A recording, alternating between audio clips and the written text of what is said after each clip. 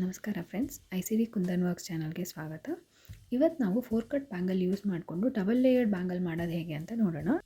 ಇದಕ್ಕೆ ನಮಗೆ ಒಂದು ಎಕ್ಸಾಮ್ ಪ್ಯಾಡ್ ಬೇಕು, base bangle, silk thread, cutter, stick pen, ಹಾಗೆ ಫೆವಿಕ್ರಿಲ್ ಅವ್ರದ್ದು ಫ್ಯಾಬ್ರಿಕ್ ಗ್ಲೂ ಮತ್ತು B7000 ಗಮ್ ಯೂಸ್ ಮಾಡ್ತೀನಿ. ಹಾಗೆ ನಾವು ಇದಕ್ಕೆ ರಾಮ ಗ್ರೀನ್ ಸ್ಕ್ವೇರ್ ಕುಂದನ್ಸ್, ಸೆರಾಮಿಕ್ ವೈಟಲ್ಲಿ ಸರ್ಕಲ್ ಮತ್ತು ಮೂನ್ ಶೇಪಲ್ಲಿ ಯೆಲ್ಲೋ ಮತ್ತು ಬಾಟಲ್ ಗ್ರೀನ್ ಯೂಸ್ ಮಾಡ್ತೀವಿ. ಹಾಗೆ sugar beads, dark colour sugar ಬೀಡ್ಸ್ನ ಯೂಸ್ ಮಾಡ್ತೀವಿ. ಫಸ್ಟ್ ನಾವು ಬೇಸ್ ಬ್ಯಾಂಗಲ್ನ ಸಿಲ್ಕ್ ಥ್ರೆಡಿಂದ ರ್ಯಾಪ್ ಮಾಡ್ಕೋಬೇಕು. ಅದು ರ್ಯಾಪ್ ಮಾಡೋದು ಹೇಗೆ ಅನ್ನೋದು ನಾನು ಹಿಂದಿನ ವೀಡಿಯೋನಲ್ಲಿ ತೋರಿಸಿದ್ದೀನಿ, ಅದು ಡಿಸ್ಕ್ರಿಪ್ಷನಲ್ಲಿರುತ್ತೆ, ಚೆಕ್ ಮಾಡಿ. ಮತ್ತು ಎರಡು ಬ್ಯಾಂಗಲ್ಸ್ ಮಧ್ಯ ಗ್ಯಾಪ್ ಕ್ರಿಯೇಟ್ ಮಾಡೋಕ್ಕೆ ನಾನು ಈ ಕುಂದನ್ಸ್ನ ಯೂಸ್ ಮಾಡ್ತಾಯಿದ್ದೀನಿ. ಈಗ ನಾವು ಮೊದಲಿಗೆ ಈ ಬಳೆನಲ್ಲಿ 3 ಪಾರ್ಟ್ಸಾಗಿ ಡಿವೈಡ್ ಮಾಡಿಕೊಂಡು ಅಲ್ಲಿ B7000 ಗ್ಲೂನ ಹಾಕ್ಕೊಳ್ಳೋಣ.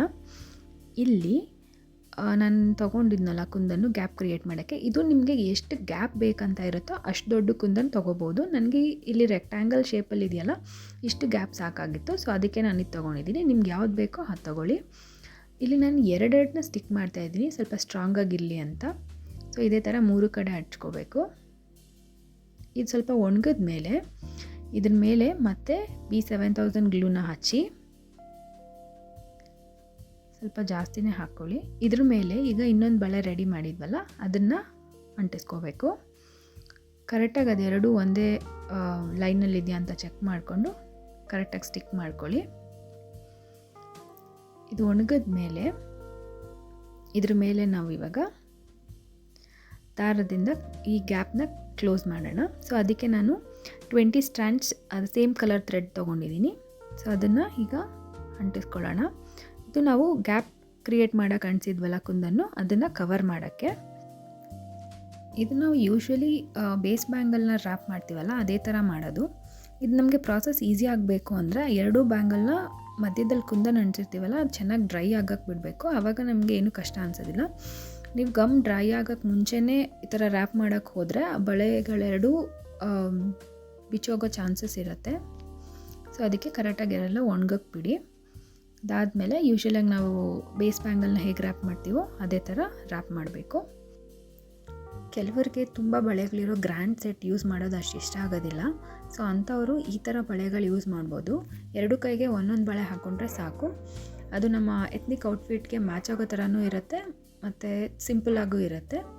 ತುಂಬ ಹೆವಿ ಅಂತ ಕೂಡ ಅನ್ಸೋದಿಲ್ಲ. ಸೊ ಈಗ ನಾನು ಒಂದು ಕಡೆ ಅಂಟಿದ್ದೀನಿ. ಇದೇ ಥರ ನಾವು ಇನ್ನೂ 2 ಕಡೆನೂ ಥ್ರೆಡ್ಡಿಂದ ರ್ಯಾಪ್ ಮಾಡ್ಕೋಬೇಕು. ಸೊ ಈಗ ಇನ್ನೊಂದು ಕಡೆ ರ್ಯಾಪ್ ಮಾಡ್ತಾಯಿದ್ದೀನಿ ನಾನು.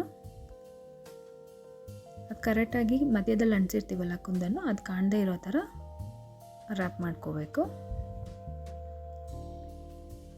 ಇದು ರ್ಯಾಪ್ ಮಾಡಿದಾದಮೇಲೆ ಎಕ್ಸ್ಟ್ರಾ ಥ್ರೆಡ್ ಇರೋತ್ತಲ್ಲ ಅದನ್ನು ಯೂಶ್ವಲಾಗಿ ನಾವು ಬಳೆ ರ್ಯಾಪ್ ಮಾಡುವಾಗ ಹೇಗೆ ಅಂಟಿಸ್ಬಿಟ್ಟು ಕಟ್ ಮಾಡ್ತೀವೋ ಸೊ ಅದೇ ಥರ ಕಟ್ ಮಾಡಿಬಿಡ್ಬೇಕು.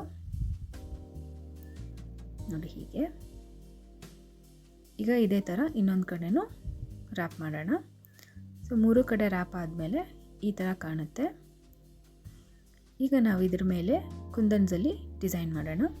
ಸೊ ಮೊದಲಿಗೆ ನಾನು 2 ಗ್ಯಾಪ್ ಇದೆಯಲ್ಲ ಇಲ್ಲಿ ರಾಮ ಗ್ರೀನಲ್ಲಿ ಸ್ಕ್ವೇರ್ ಮತ್ತು ಸೆರಾಮಿಕ್ ವೈಟಲ್ಲಿ ಸರ್ಕಲ್ಸ್ನ ಯೂಸ್ ಮಾಡಿಕೊಂಡು ಡಿಸೈನ್ ಮಾಡ್ತಾಯಿದ್ದೀನಿ ಈ ಥರ. ಈಗ 4 ಬೀಡ್ಸ್ ಅಂಟಿದ್ದೀವಲ್ಲ ವೈಟ್ ಕಲರು, ಸೊ ಅದ್ರ ಮೇಲೆ ಮಧ್ಯದಲ್ಲಿ ಇನ್ನೂ ಒಂದೊಂದು white colour same kundans use ಮಾಡೋಣ. ಸೊ ಸ್ವಲ್ಪ 3D ಎಫೆಕ್ಟ್ ಇರುತ್ತೆ, ಚೆನ್ನಾಗಿ ಕಾಣುತ್ತೆ. ಇದೇ ಥರ ಎಲ್ಲ 4 ಸ್ಟೋನ್ಸ್ ಇತ್ತಲ್ಲ ಅದ್ರ ಮೇಲೆ ಅಂಟಿಸ್ಕೊಂಬರೋಣ. ನೆಕ್ಸ್ಟು ಇನ್ನು 2 ಕಡೆ ಕೂಡ ಸೇಮ್ ಡಿಸೈನ್ ಮಾಡಬೇಕು. ಈಗ ನಾವು ಮಧ್ಯದಲ್ಲಿ ಗ್ಯಾಪ್ ಇತ್ತಲ್ಲ ಇಲ್ಲಿ ಫ್ಲವರ್ ಡಿಸೈನ್ ಮಾಡ್ತಾಯಿದ್ದೀನಿ. ಸೊ ಇದಕ್ಕೆ ಗ್ರೀನ್ ಕಲರ್ ಮೂನ್ ಶೇಪ್ನ ಲೀವ್ಸ್ ಥರ ಮತ್ತು ಯೆಲ್ಲೋ ಕಲರ್ ಮೂನ್ ಶೇಪ್ನ ಪೆಟಲ್ಸ್ ಥರ ಯೂಸ್ ಮಾಡ್ತಾಯಿದ್ದೀನಿ. So green colour first stick ಮಾಡಬೇಕು. ಅದ್ರ ಮಧ್ಯದಲ್ಲಿ ಯೆಲ್ಲೋ ಕಲರ್ನ ಸ್ವಲ್ಪ ಸ್ಲ್ಯಾಂಟಾಗಿ ನಿಲ್ಲಿಸಬೇಕು. ಆವಾಗ ಅದು 3D ಎಫೆಕ್ಟ್ ಬರುತ್ತೆ ಮತ್ತು ರಿಯಲ್ ಫ್ಲವರ್ ಥರ ಕಾಣುತ್ತೆ.